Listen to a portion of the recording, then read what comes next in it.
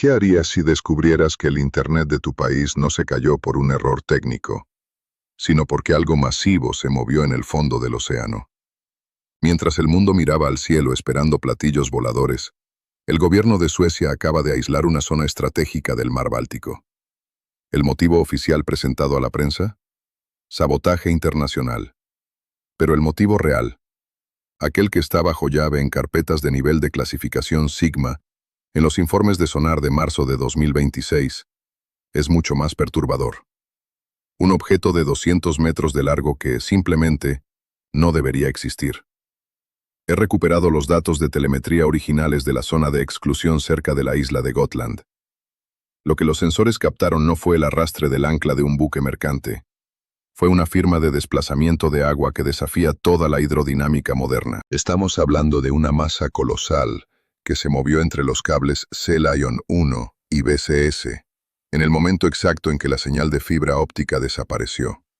Lo que vas a ver ahora es el resultado de una investigación profunda sobre lo que la Marina danesa realmente vio escoltando al buque chino Jipeng 3. Olvida todo lo que sabes sobre el espionaje común. Lo que está sucediendo en el fondo del Báltico es un encuentro con lo desconocido. Prepárate, porque el abismo finalmente ha decidido devolvernos la mirada.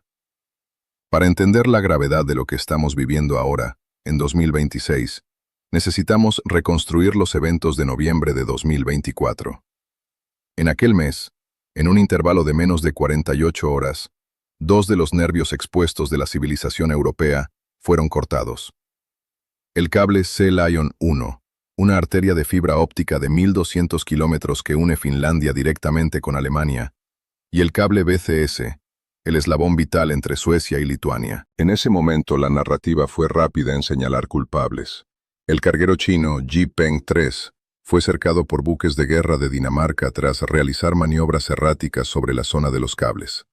La explicación oficial: el ancla del barco habría sido bajada por error y arrastrada por el lecho marino, destrozando las fibras.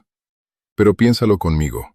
Un barco moderno de 225 metros, equipado con sistemas de monitoreo de carga y tensión, arrastraría un ancla de varias toneladas por cientos de kilómetros sin que la tripulación notara la pérdida de velocidad. Es mecánicamente imposible. Los involucrados en esta historia no son meros marineros civiles. Son estrategas de guerra híbrida de la OTAN y buzos de aguas profundas que ahora, bajo la protección del anonimato, empiezan a hablar. Suecia no es un país dado a pánicos infundados. Poseen una de las marinas más sofisticadas del mundo para operaciones en aguas poco profundas, frías y de baja visibilidad. Si el Ministerio de Defensa sueco clasificó las imágenes de sonar de alta resolución como secreto de Estado, es porque lo que encontraron descansando en el suelo marino cerca de Gotland no es un ancla, y mucho menos un error humano. La prueba definitiva que rompe la versión oficial surgió con la filtración de los registros de telemetría de la fragata Niels Juel, de la Marina danesa.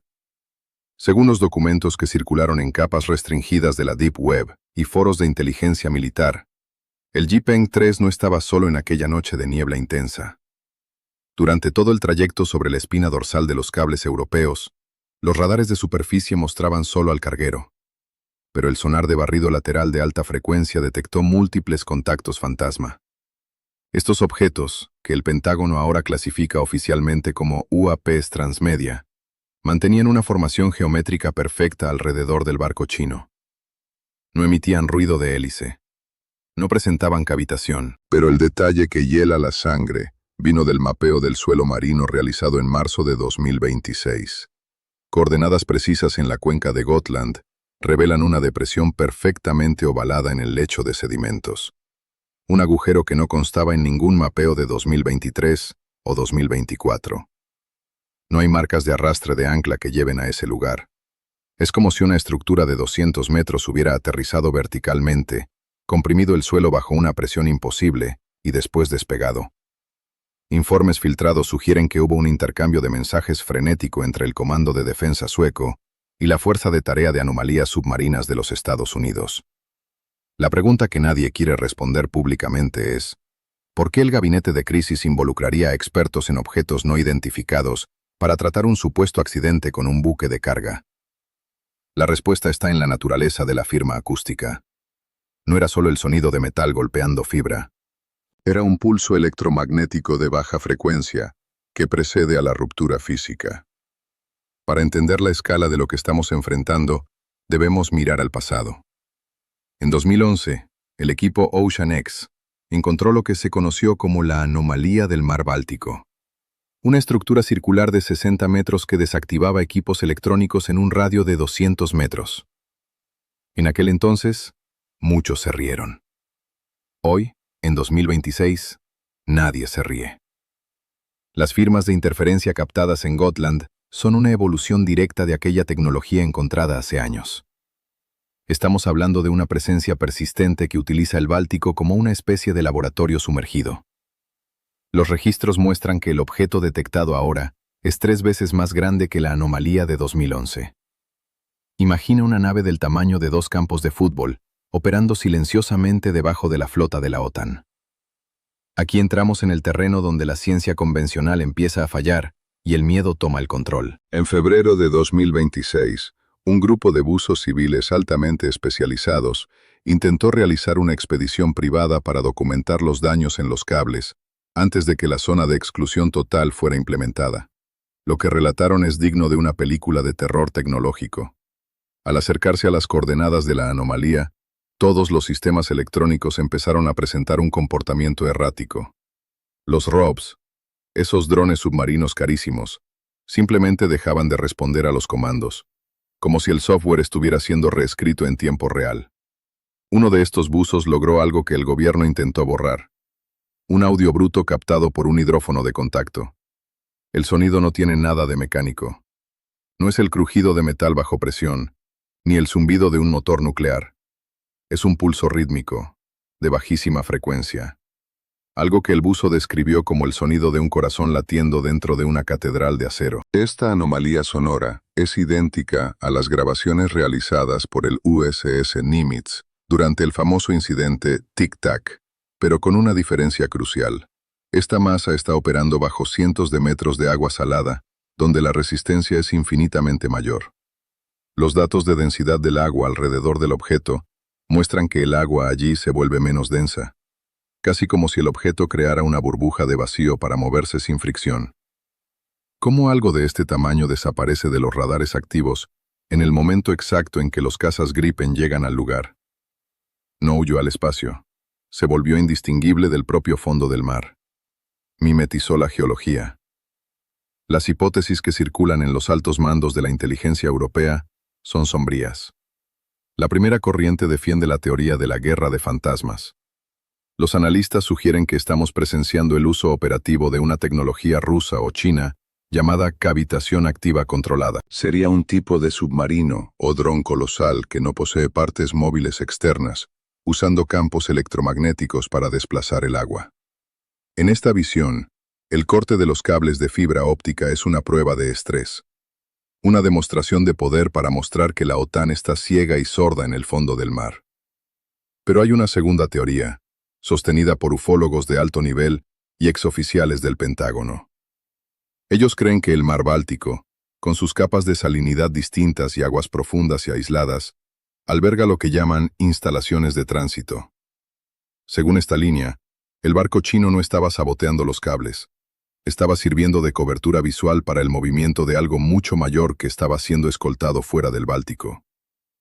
El corte de los cables sería un efecto colateral de la gigantesca descarga de energía necesaria para mover un objeto de 200 metros de forma indetectable. El enfrentamiento aquí es ético y existencial. Si el gobierno sueco admite que el culpable es un país vecino, está obligado a declarar la guerra. Si admite que es una tecnología no humana, admite que no tiene control sobre su propio territorio. El silencio y la clasificación de seguridad nacional son las únicas armas que quedan para evitar el colapso del orden público. Estamos siendo vigilados por una inteligencia que considera nuestra infraestructura global de Internet tan insignificante como telarañas en el camino de un gigante. El veredicto de esta investigación es claro. El incidente de noviembre de 2024 y los datos revelados ahora en 2026 no son sobre anclas perdidas o errores de navegación. El mar Báltico se ha convertido en el epicentro de una realidad que la humanidad no está lista para aceptar. Entre los restos de buques de guerra antiguos y los cementerios de armas químicas del siglo pasado, algo nuevo e inmensurable despertó. La infraestructura que sustenta tu mundo digital. Los videos que ves, el dinero que mueves, los mensajes que envías. Todo eso depende de hilos de vidrio descansando en un abismo que ya no nos pertenece. La Marina de Suecia permanece en estado de alerta, pero ¿contra quién se lucha cuando el enemigo puede fundirse con el suelo marino y desactivar tus sistemas con un simple pulso de energía? La verdadera pregunta que queda para ti hoy no es si el cable fue cortado, sino por qué están tan desesperados para que creas la historia del ancla. ¿Crees que estamos viendo el inicio de una guerra silenciosa entre potencias humanas? ¿O aceptas la evidencia de que nuestros océanos albergan una presencia que opera fuera de nuestras leyes y de nuestra física? Deja tu teoría en los comentarios. Leo cada una de ellas, especialmente las que traen detalles que los periódicos prefieren ignorar. Si vives en la región del Báltico o tienes acceso a datos de rastreo marítimo, sabes lo que diste. Comparte este dossier con quien aún crea que el fondo del mar es un desierto vacío. Hasta la próxima investigación. Y recuerda, la verdad es más profunda de lo que imaginamos.